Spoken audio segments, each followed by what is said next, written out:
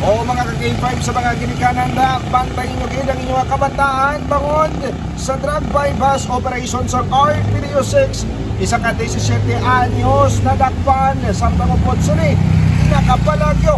Yan ang detalye sa ating balita. Nakapalagyo ang target sa operasyon. Apang naabta naman sa kooperatiba sang Regional Police Drug Enforcement Unit 6 ang isa ka minor de edad sa ginpatigayon nga drug bypass operation sa Zone 7 Barangay Don Esteban Lapos kahapon Oktubre 18. Ang naabta na mo si alias Mike 17 anyos, kag-residente sa distrito sa Molo. Samtang nakapalagyo mo si alias Rodney 25 anyos, kag-residente sa San Juan Molo. Suno kay Police Major Marvin Villanueva ang deputy sang RPDO 6 na baklan si Rodney sang isa ka plastic sa isa kadapatian Cebu gamit ang 12,000 pesos ka bypass money. Apang madasi ka nalagyos ang namutikan nga pulis na ang iya ginatransaksyon. Na-recover dugang ang sampagit ka mga plastic sa isa ginapatian sa bukang isa ka bugkos nga nagabugat sa isa ka 2 gramos kag 680,000 pesos ang market value.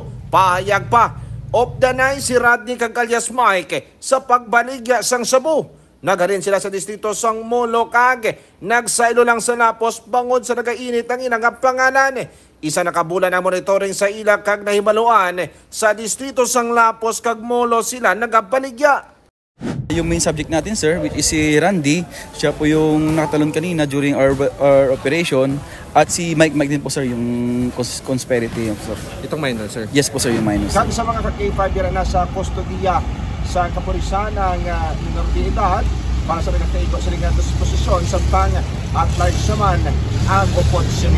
Ako naman si K5 Aaron Repollo para sa Kampiyon na Balita, Servisyo Publiko kang Kalingawan sa Iloilo, K5 News FM. Balita ang ginadulong sa inyo sang DTX Coffee Mix. Himo sa natural nga sangka pareho sang amarkuso, chia seeds, sugared cane extract powder. DTX Coffee Mix. Nakakapi ka na, naka-detox ka pa. DTX Coffee Mix. Mabakal sa mga butika.